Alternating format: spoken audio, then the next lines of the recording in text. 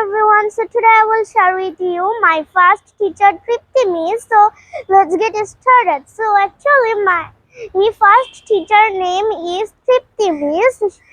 Was more than a teacher. I still remember her gentle smile.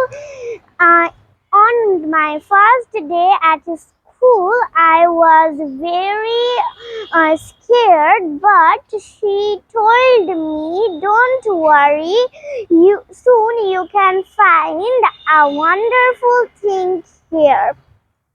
And one time I made a mistake in writing.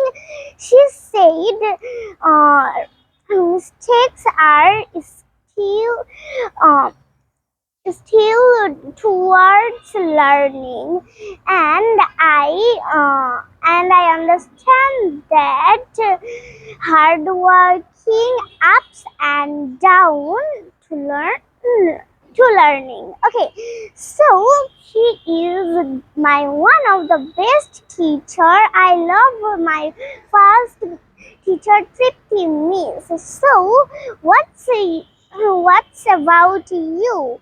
What's your favorite memory of your first teacher?